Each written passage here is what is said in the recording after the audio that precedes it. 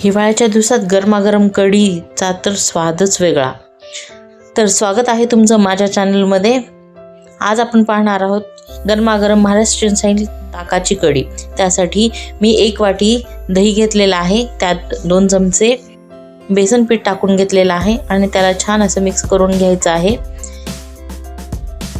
छान मिक्स करून घ्यायचं आहे जेणेकरून त्याच्यात गुठळ्या होणार नाहीत.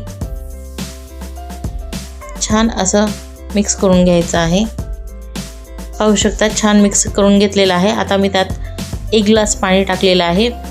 1 वाटी दह्यात 2 चमचे बेसन पीठ आणि 1 ते 1.5 ग्लास पाणी यामध्ये जाईल. पाहू शकता छान असं मिक्स करून घ्यायचं आहे आणि त्याला गॅसवर मंद आचेवर छान शिजवून घ्यायचं आहे जेणेकरून त्यातलं बेसन पीठ अगदी छान एकजीव होऊन जाईल आणि कढीला घट्टसर टेक्स्चर येईल. त्यासाठी पाहू शकता अगदी कंटिन्युअस हलवून घ्यायचं आहे त्याला, जेणेकरून दही फाटणार नाही याची काळजी आपण घ्यायची आहे. दही छान हे होत आहे तोपर्यंत आपल्याला हिरवी मिरची, कढीपत्ता, शेंगदाणे, कोथिंबीर आणि लसूण अद्रकची पेस्ट करून घ्यायची आहे. त्यात आपण आता मिरची, शेंगदाणे आणि थोडीसं कोथिंबीर टाकून आपण त्याला जाडसर वाटून घेणार आहोत. पाहू शकतात छान एकजीव झालेली आहे.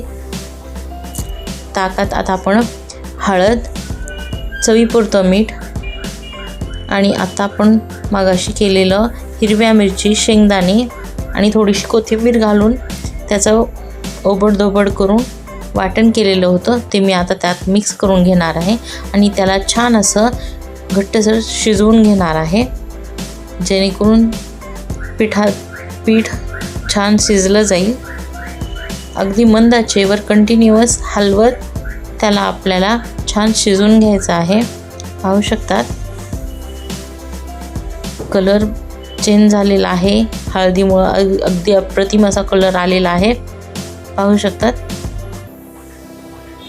कढी शिजलेली आहे. आता आपण त्यासाठी तडका तयार करणार आहोत. त्यासाठी एका पॅनमध्ये मी तेल घेतलेलं आहे. तेलमध्ये तापल्यानंतर जिरे मोहरी टाकून घ्यायची आहे.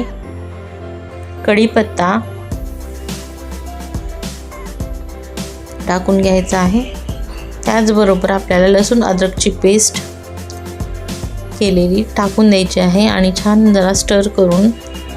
रेसिपी आवडल्यानंतर नक्की लाईक, शेअर अँड सबस्क्राईब करा आणि छान फॉलो करा. बसलेली आहे त्याच्यात आपण आता कढी घालून घेणार आहोत. पाहू शकतात लसूण छान भाजून झालेला आहे.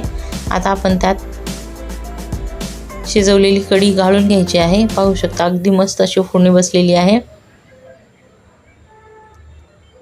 आणि त्याला अगदी 2 मिनिटासाठी उकळी येऊ द्यायची आहे. पाहू शकतात छान उकळी आल्यानंतर आपल्याला कढीमध्ये थोडीशी साखर घालून घ्यायची आहे. पाहू शकतात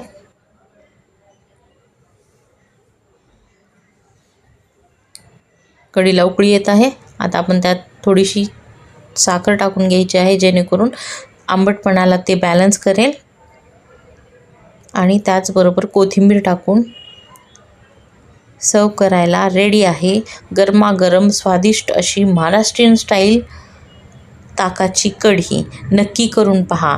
भातासोबत, चपातीसोबत किंवा फोडणीच्या भातासोबत ही अगदी अप्रतिम अशी जाते आणि सर्दीच्या वातावरणात तर अगदी उत्तम अशी चव देणारी ताकाची कढी. नक्की करून पहा. थँक्यू.